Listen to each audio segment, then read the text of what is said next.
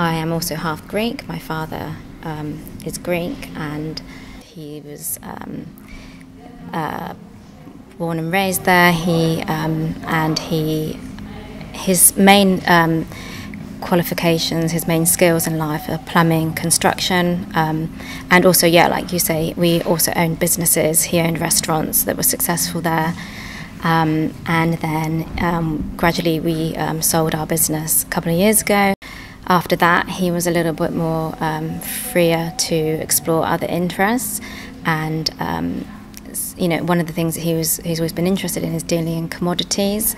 Gold, oil, that kind of thing, and also construction. And so over the years, he'd had visited Africa a few times, and he had been involved with various projects over the years. Well, the person who contacted him actually wasn't in South Africa. We weren't led to believe he was in South Africa at the time. But yes, he was contacted beginning of March 2019. And he was contacted by a supposed Libyan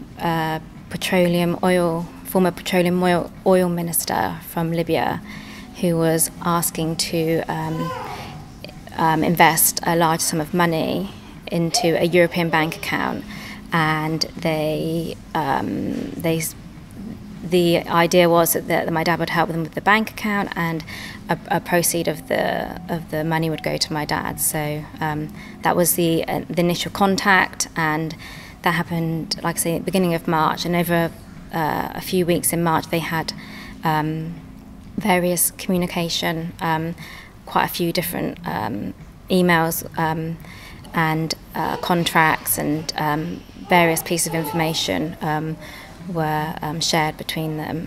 It seemed like it was kind of bona fide in some ways, because there was various documents in order to make it seem more genuine. I guess that had been sent, like various IDs, certain contracts, lots of things like that. And then, so my dad had gone along with what they had asked for. They wanted, his various information, his passport, that kind of thing, and then his bank account information, which he gave to them, various things. And then finally, after a few weeks, they then said to him that they would like him to travel to South Africa to meet one of his associates and to finalise the deal. It was a money investment, a bank transfer from the, like I said, the oil proceeds from Libya, and it was going to be, they wanted it into a European bank account, and that my dad was kind of assisting with that transfer, and so for that he would get a cut of money. Probably there was a little part of him that might have thought, too good to be true, but because they then offered him to pay for all the expenses to South Africa, they paid for all the flights and all the hotels and everything. They were willing to pay for his costs, and I think that in my dad's mind, the worst could have happened is that he would have lost money, and because he wasn't giving any money, there was nothing to lose. The biggest loss I thought he would see was that there'd be like a waste of time, say, because it was meant to be a 4-day business trip. So, 4 days out of his life, but certainly no financial burden or financial loss. The last year or so, year and a half, he'd been more based in England. He was a member of different gold trading communities, and he had been like a kind of a passion of his in a way. The ticket that they booked for him to get there was quite a strange route. It was from London to Dubai, then Dubai, South Africa, and then the return ticket back was South Africa, Stockholm, and then it was meant to be somewhere in Germany. Then final destination was supposed to be Italy, and my dad actually questioned the flights. He wasn't happy with the itinerary because he needed to get back for building works or different things. Yeah, they'd asked him to go and meet a UN official in Italy, and that was finally who he was supposed to meet in Italy to sign the contract. What we know really now is that what we have found out is that there were a number of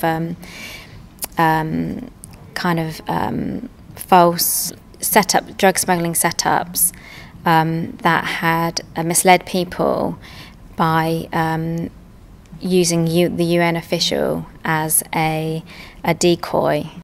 He's, like you say, he is in prison in Sweden, and it's been very hard to get access to him, to speak to him. Now he's in a high security prison.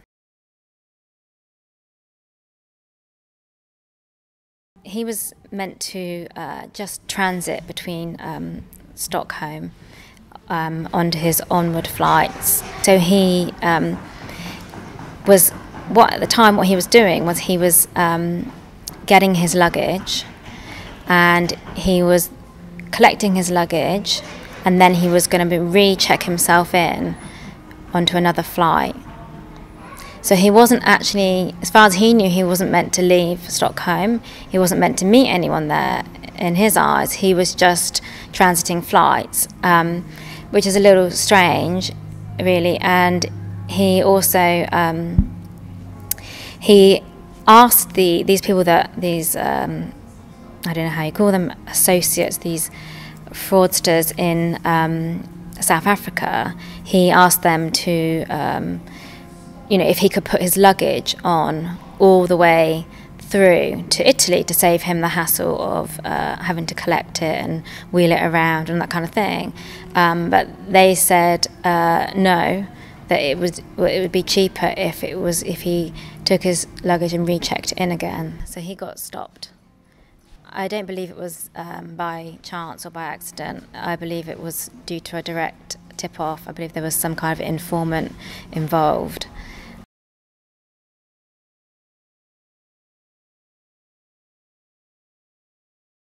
We went to Stockholm a number of times, and the first time we went to see my dad's lawyer, and we had a meeting with him, and he kind of implied that he believed there was an informant involved.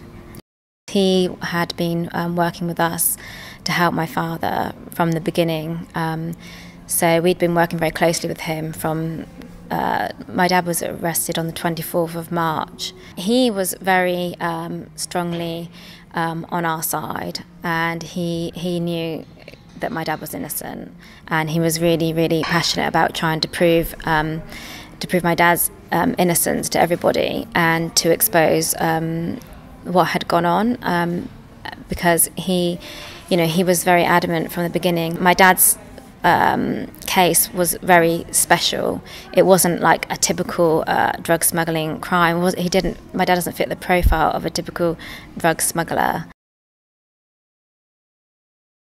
What they found was a package of drugs, that it was heroin, and it was 5 kilograms of heroin. What happened was he'd just gone missing. So I had to report him missing as a missing person, and I didn't know where he was, if he was still in South Africa, if he was in Dubai, if he had Sweden, or like I'd heard that he was going to be in Italy. I didn't really know where he was, so I finally found out that he had got on a flight and he was in Sweden. And then I got a call back the next day or something to tell me, and they told me that he'd been convicted or arrested on suspicion of drug smuggling, which was a really, really huge shock. We've been told is that it's because he's actually a foreign national that they won't decategorise him or move him to a more open prison, because it's very clear my dad is no harm to anybody. He's not a danger.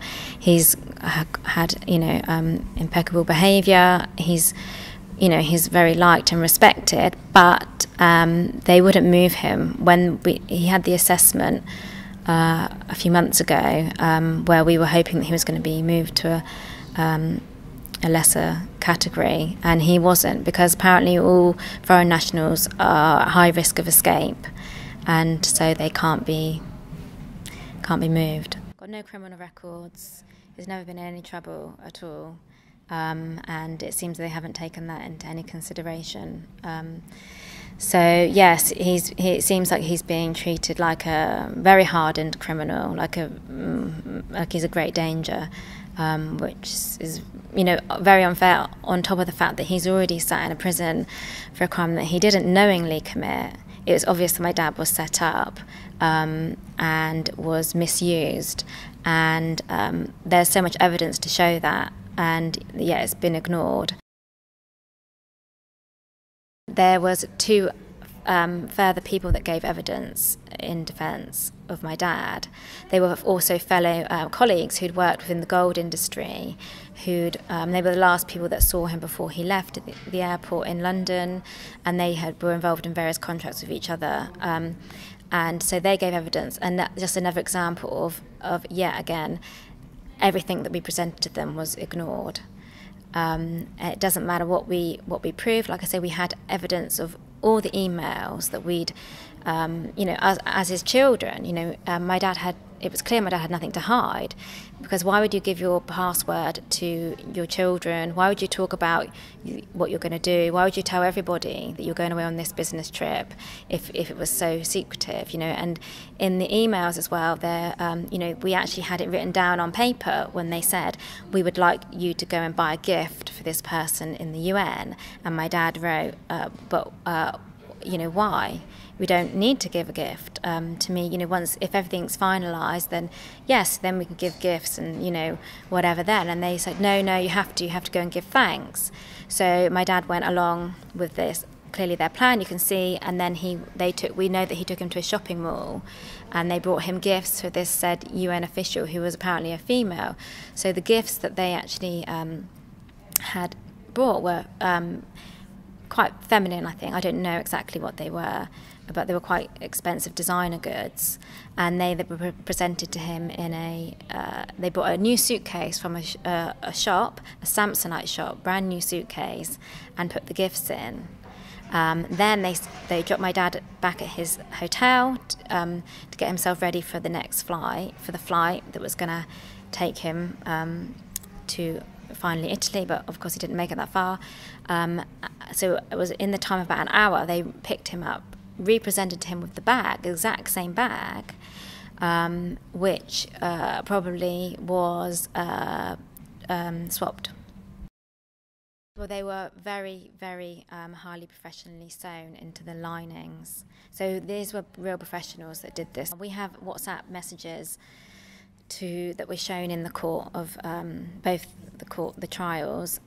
These WhatsApp messages when my dad asks them what's in the case, because I think it feels a little bit heavier than before, and they to which the people respond, and they say, why are you asking so many questions? And my dad says, well, I just need to know in case I get stopped at customs, in case it's something that I might need to declare, or I don't know what he thought it could be, extra chocolates or box of chocolates or perfume or a bottle of alcohol, I don't know. Something felt a little bit heavier to him, but he didn't open the bag. There were no fingerprints on the bag at all of my dad's. And like I say, he was very trusting, and he didn't decide to examine it for himself because he'd just been shopping with the gifts. He's seen with his own eyes what had gone in the bag. So for him, he didn't question there might be anything else. There were massive drug smuggling scam warnings that were around the same time in March that were the Canadian Border Agency, this was a really big thing. They were warning their citizens, their senior citizens, against this kind of thing, because they were noticing an increase of people of this generation who were falling victim to these kind of scams, and these kind of scams could involve, like I say, like a business venture, exciting business venture.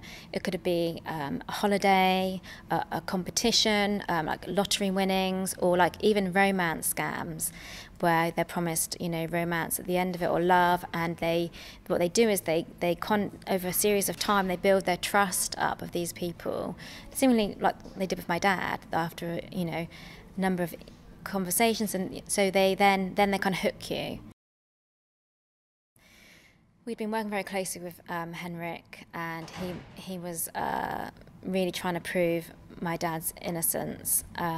And we got to the Court of Appeal, and they rejected the Court of Appeal. And then, so he said straight away, we're going to go to the Supreme Court. There was no question about it.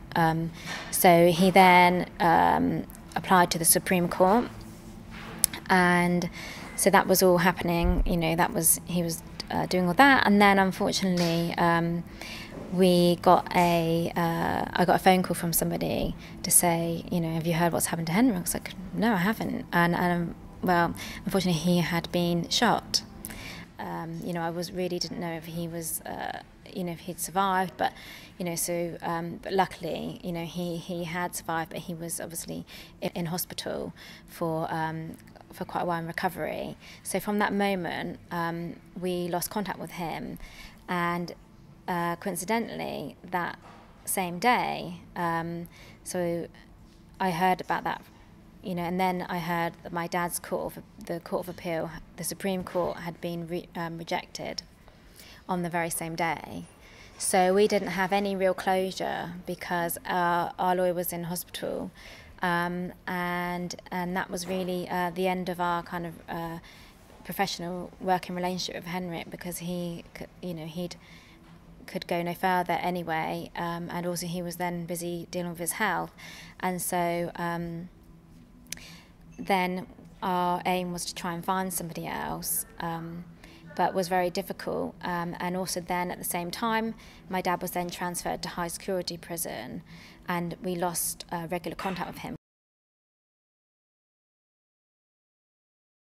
Nu väcks åtal mot mannen som i höstas sköt en av Sveriges tyngsta advokater, Henrik Olsson Lilja, i trapphuset utanför hans hem.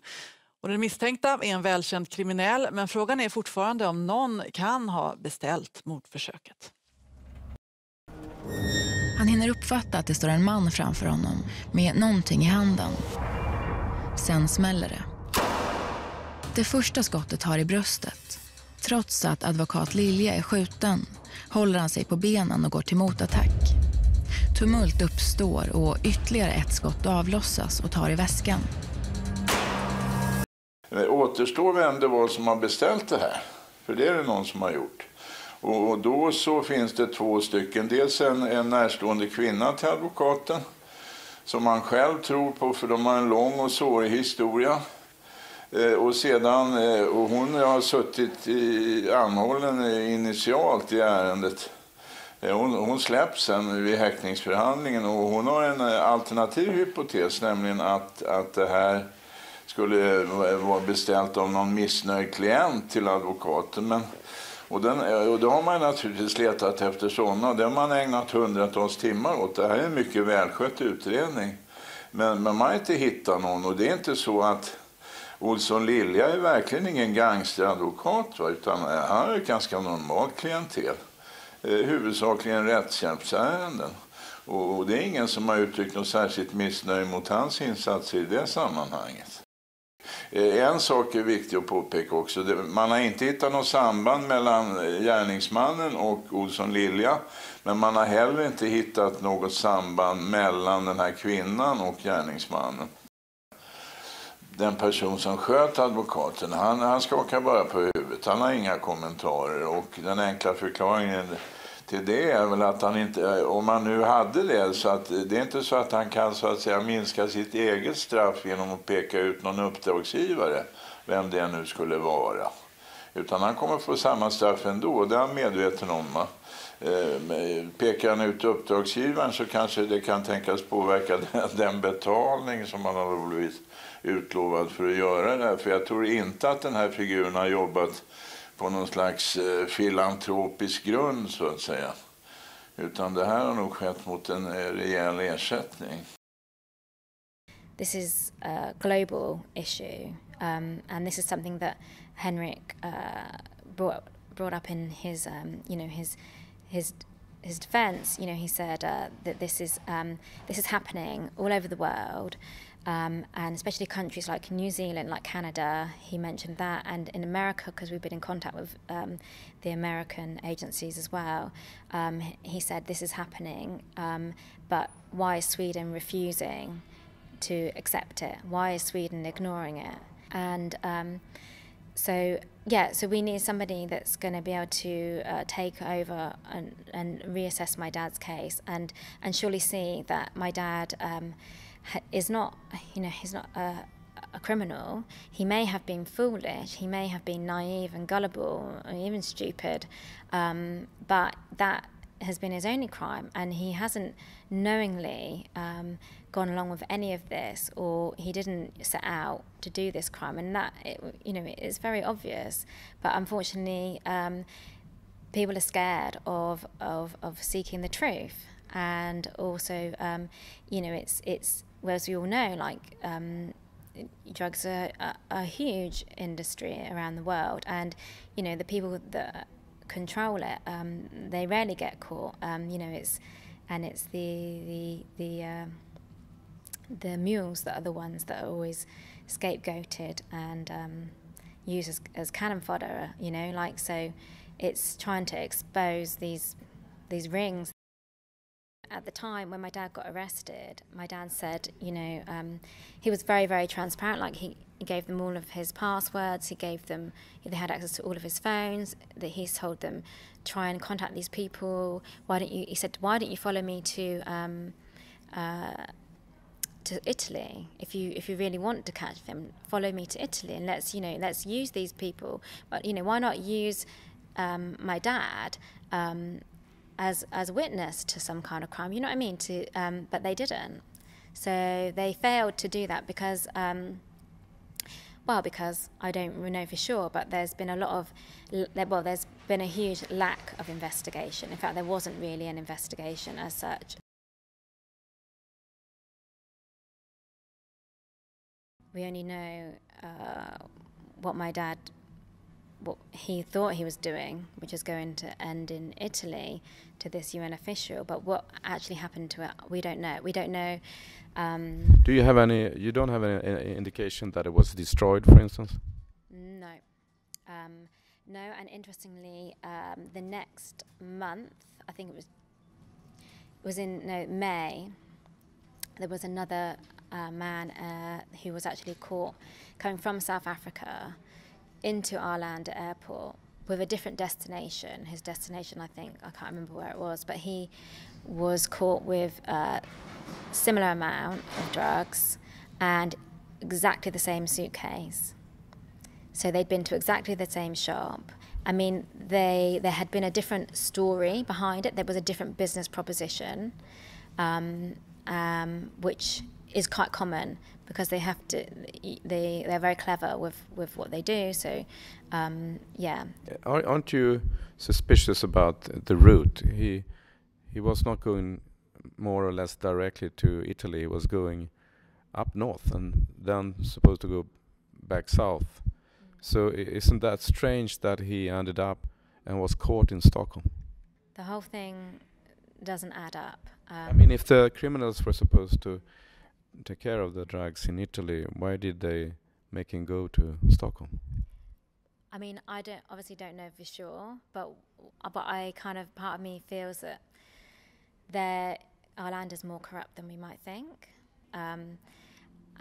because it just seems to me there were two very similar people that were caught for very similar crimes, and I've done my research as well, and it seemed that Arlanda Airport has been like a bit of a hotspot for drugs, in the past. But seemingly you wouldn't think that about this airport because it seems very safe, very small, very, there's not a lot of security here. So in this other case, somebody was caught in Arlanda. Yes. Also. Yes, he was presented, not him himself, but they spoke about his case in the district court, and then I know that that Henrik was actually talking with his lawyer. They were trying to find out similarities and trying to share information because they both had evidence to suggest that both their clients had been set up. So Henrik was doing some deeper investigation into your case. Yes. By combining it with another case. Yeah. Because so instead of it making them more suspicious about, hold a minute, there's something really strange going on here between South Africa and Sweden, Arlanda airport in particular, they actually just used it as extra weight against my father and vice versa against the other gentleman.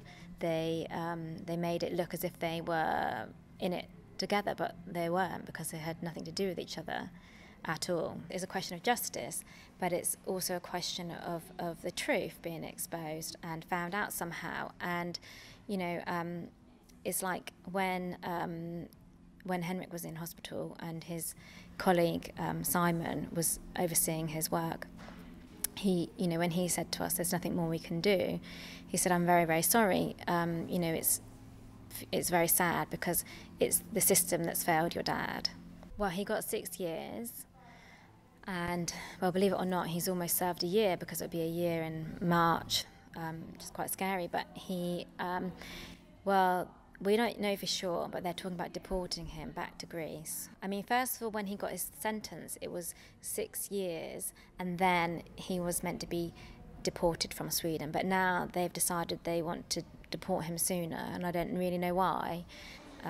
So we're very much in the dark. So yeah, we just need to carry on, wait and see what we can do and what's going to develop, really.